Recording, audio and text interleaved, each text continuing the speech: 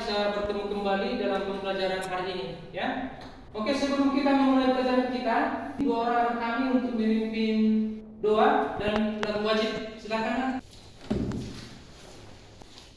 Sebelum kita mulai pelajaran kita pagi hari ini, mari kita berdoa menurut agama dan kepercayaan kita masing-masing. Doa dimulai. Berdoa selesai. Untuk menumbuhkan rasa patriotisme kita, mari kita nyanyikan lagu pada menanti.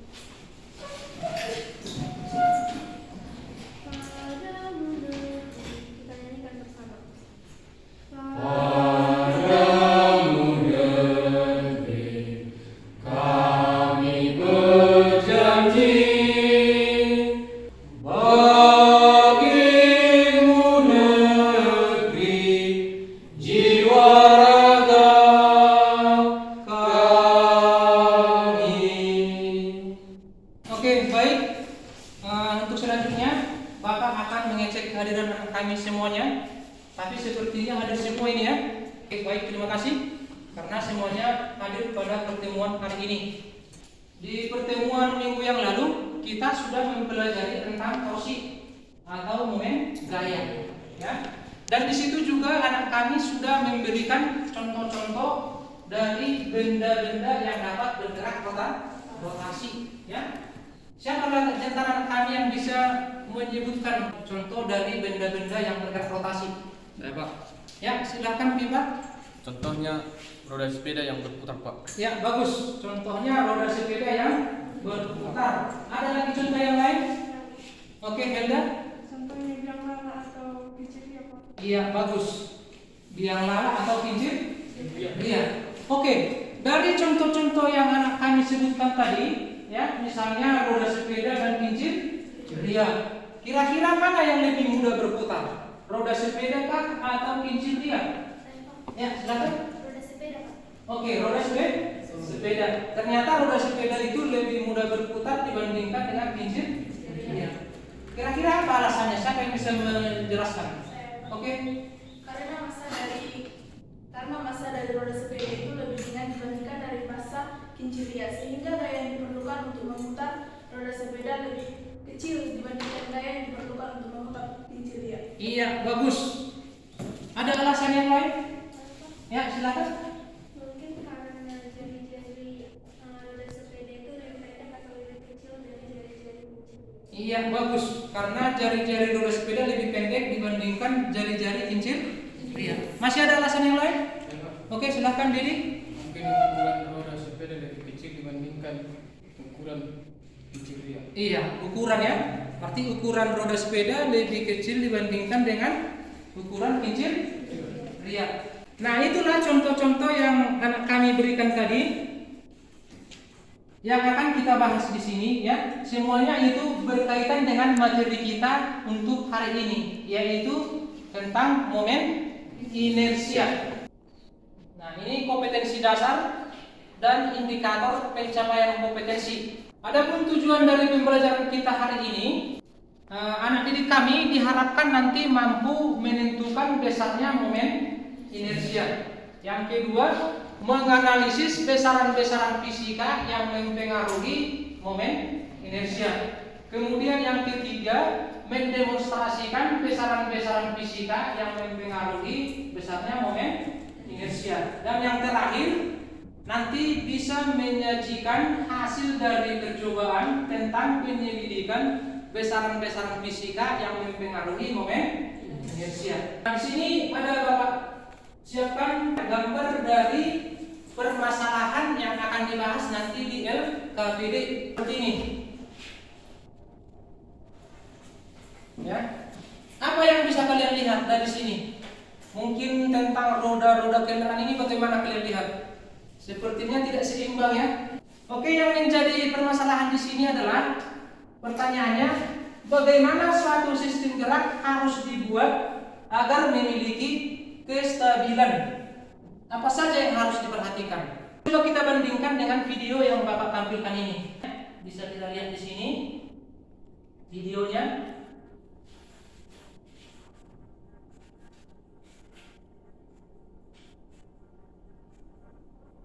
Nah, di sini dikatakan dibuat dengan seimbang ya, supaya perputarannya bagus.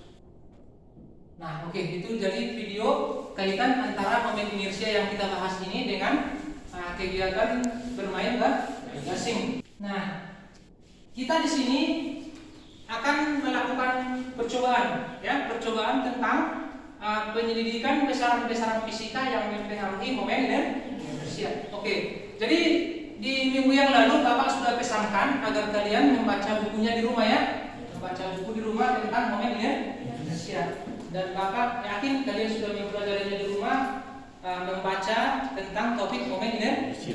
Oke, jadi untuk lebih jelasnya bagaimana menyelesaikan permasalahan yang ada di LKPD ini, Bapak akan membagi kalian ke dalam 3 kelompok ya, dan nanti dibahas soal-soal atau pertanyaan permasalahan yang ada di LKPD. Oke, silakan dibagi kelompoknya dan diambil LKPD-nya ya. Oke.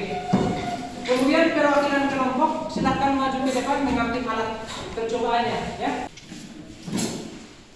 Jadi diikuti prosedur kerjanya ya. Semua dapat peran ya. Ada yang menimbang, ada yang mengukur panjang, ada yang menulis dengan matanya. Ya, silakan diamati nak ya, berapa waktu osilasinya ya.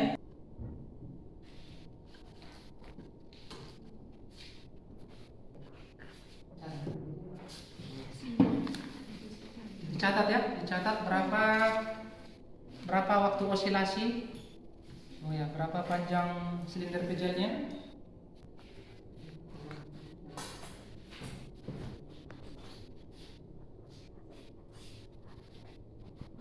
Oke, silakan diamati lagi ya untuk 60 cm ya.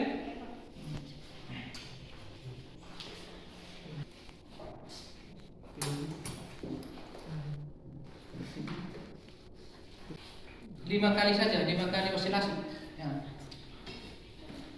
Bagus ya. Oke.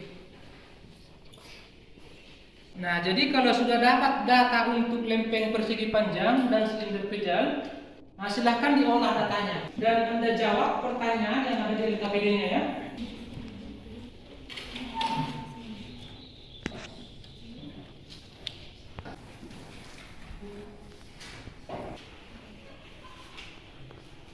Cari sumber-sumber penyelesaiannya dari buku pegangan siswa.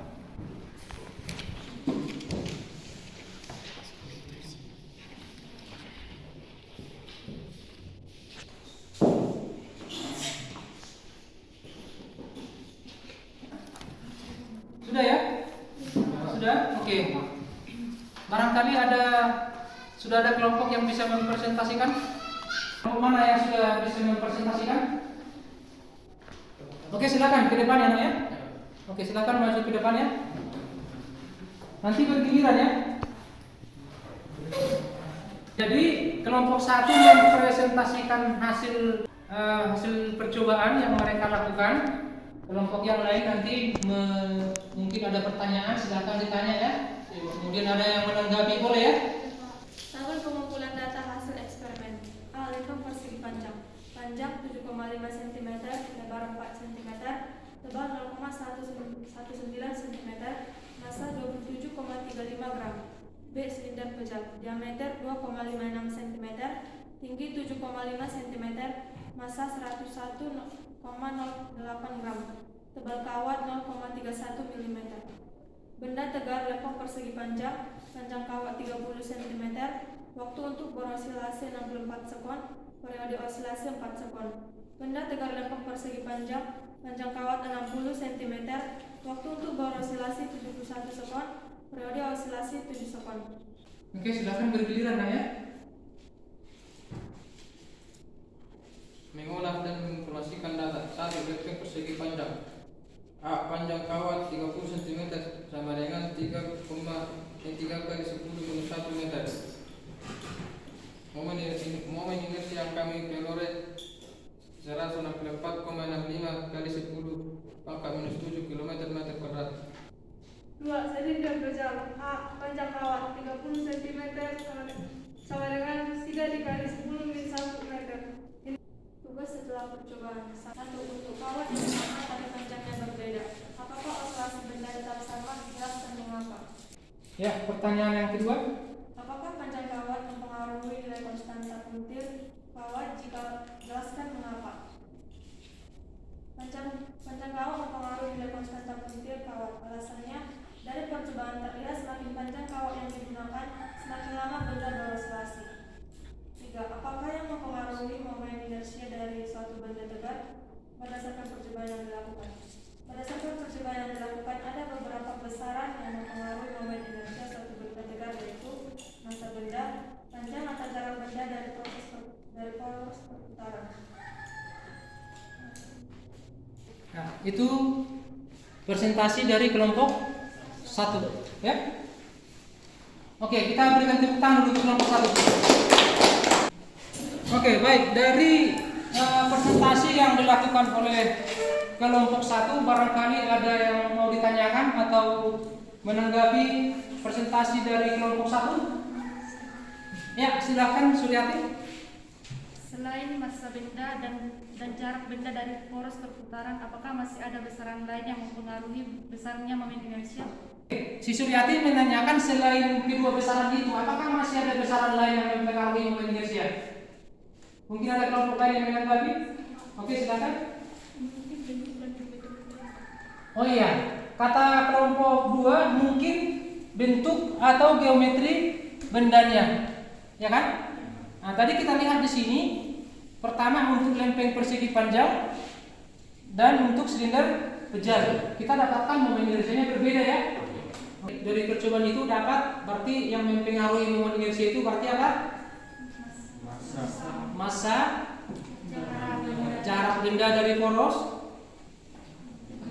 kemudian bentuk atau geometri bendanya. Apakah mungkin tidak berpengaruh letak porosnya? Berpengaruh ya letak poros, ya.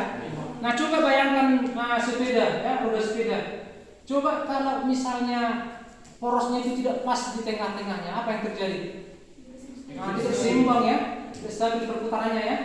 Jadi seperti yang kita lihat tadi persoalan yang ada di LKPD-nya, kita lihat di situ modifikasi dari roda-roda mobil itu tidak benar, ya. Jadi pergerakannya jadi tidak stabil, ya. Coba kita bandingkan tadi dengan gasing, di mana gasing itu dibuat dia seimbang, ya, seimbang, ya. Kemudian porosnya tepat di tengah sehingga bisa berputar dengan baik, ya. Oke, silahkan kembali ke tempat duduk masing-masing. Coba dilihat buku pegangan siswa halaman 35. Kerjakan halaman 35 sebagai tugas. Oke, di sini Bapak sudah buatkan kesimpulan dari kegiatan belajar kita untuk hari ini seperti ini, ya.